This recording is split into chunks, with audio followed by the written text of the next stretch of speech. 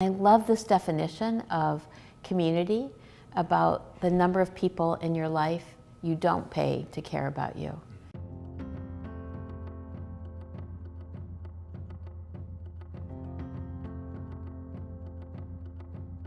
We thought he was losing his hearing and took him to the audiologist, and his hearing turned out perfectly.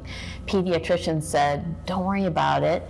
Your daughter's just doing the talking for him." She's 17 months older. And by his second birthday, he had received a diagnosis of autism. And it was then we were told to plan to love, accept, and institutionalize our son because there's no hope for people with autism. I never imagined, after counting 10 fingers and 10 toes, that we would be actually counting on autism. I knew very little about autism at that time. Primarily what I knew was Dustin Hoffman's performance in Rain Man. And so there was very little information out there. And what was out there was terrifying. And what was also terrifying was going to some of those places that we were told where Matt should live. It was long before we could refer to the internet for good factual information. We turned to parents and actually formed a parent support group. And at that time, we were looking for anything to get a good night's sleep, to get through a school year, to keep our families together. And about 1996, we decided that beyond relying on each other, that we really needed more answers, and we needed to question the answers that we were being given, and we needed good factual information. And that's when we formed SARC.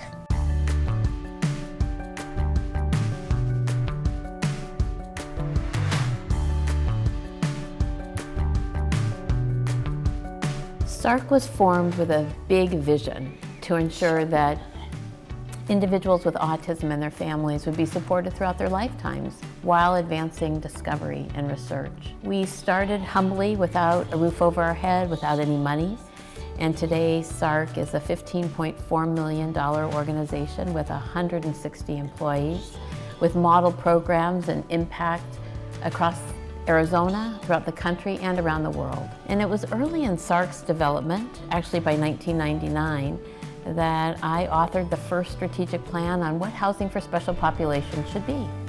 My background's not autism, it's marketing communications and working primarily with real estate and community development interests. And so fortunately, I was surrounded by some really smart people in real estate and community development, and we got their brains around, what do we do for housing?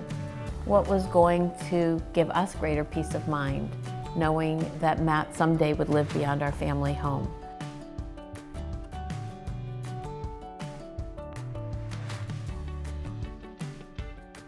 What we were really looking for was a model that we could bring back here to Phoenix and create right in the heart of our urban community.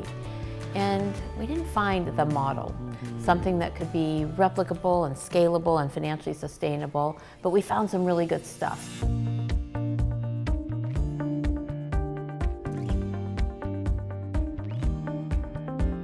Our bold vision for First Place is to ensure that housing and community options are as bountiful for people like Matthew and those with other differences as they are for everyone else. First Place Phoenix is a supportive housing developer, and as such, it's our responsibility to develop community. So first and foremost, First Place is home. It's home for the people like Matt who live here. It's a place for learning and developing skills for also people who live here and work here. And for families like ours, it's peace of mind. And we know that everybody's looking for the home, but the home is just one part of a much bigger picture. What do they do all day, and where do they go, and where are they working and learning and developing their lives and their interests, and where are they getting their health care, and where are they going to be safe, and where can they come home and be themselves and have neighbors who support them because they're friends. And I love this definition of community, about the number of people in your life you don't pay to care about you. And for families like ours, you know, some years it seemed like a revolving door with all the different support providers coming into our home, or therapists and behavioralists. And we need something that's going to be built to last. And we can't do it one person at a time. We really need community. It's not just about one property. It's about how we create and start fueling diversity within a new wave of housing and accommodating more people with differences. First Place is Matt's first place away from our family home. And for Matt, unlike many of our other residents, it didn't happen overnight. It's actually happened quite gradually over a collection of weeks with me right by his side. Started with just a few nights a week, and I've stayed those few nights a week, and now Matt's staying here 5 days and 4 nights a week, and I'm only here 1. So Matt is transitioning, and he's doing really well, and so is the team here. And he is learning more than I could ever imagine at home.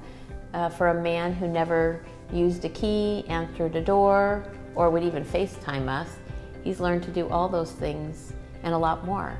And not unlike Matt, the best way to learn how to live more independently is by living independently and with supports. And through the love and support of family who know him the best. So during our lifetime and on our watch, we want to be here to help Matt transition.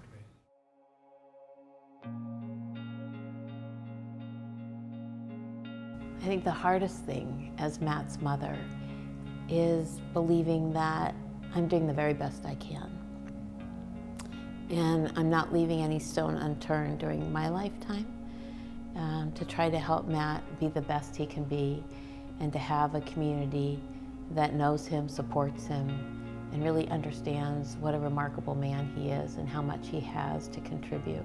And also realizing that as a mother of a son with more classic signs and features of autism, that we're a little bit tired. Tired of, all the data collection, all the books, all the everything of trying to get to that next space without having a lot of initials after our name. And so realizing that just as Matt needs a community, as parents, we need a community too of helping us get to that next space. And so as much as First Place is for the people who live here, it's also for families like ours who want to get to that next space and want to help their loved ones do the very best they can.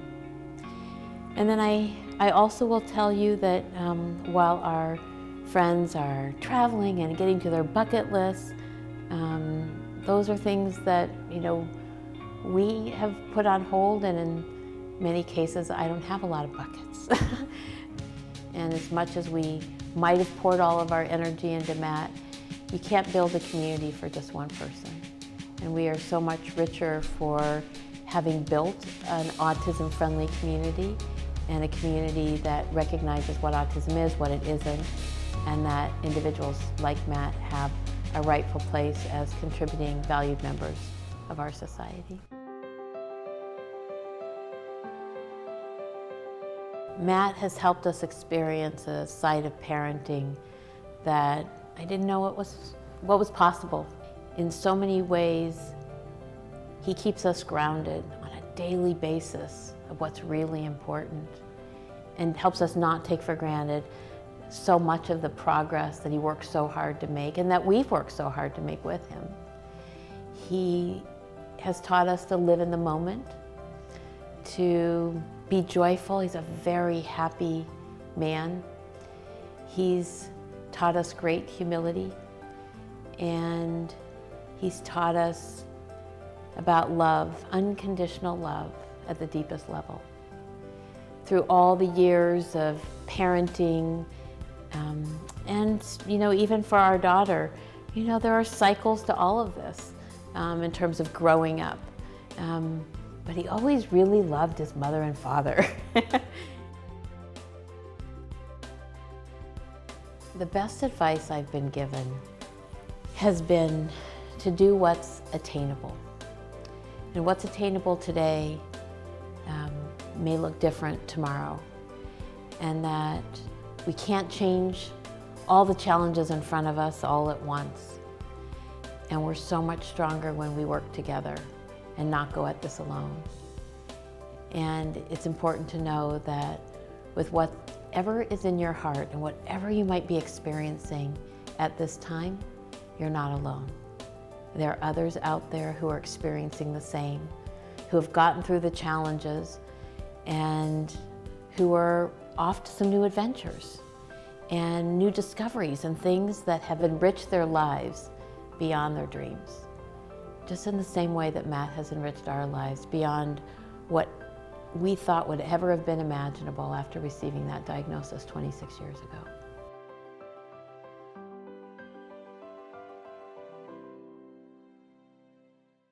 Help us make more Orange Socks videos by clicking below to subscribe. And make sure you hit the bell so you never miss an Orange Socks video. You can also find more of our videos here. Thanks for watching.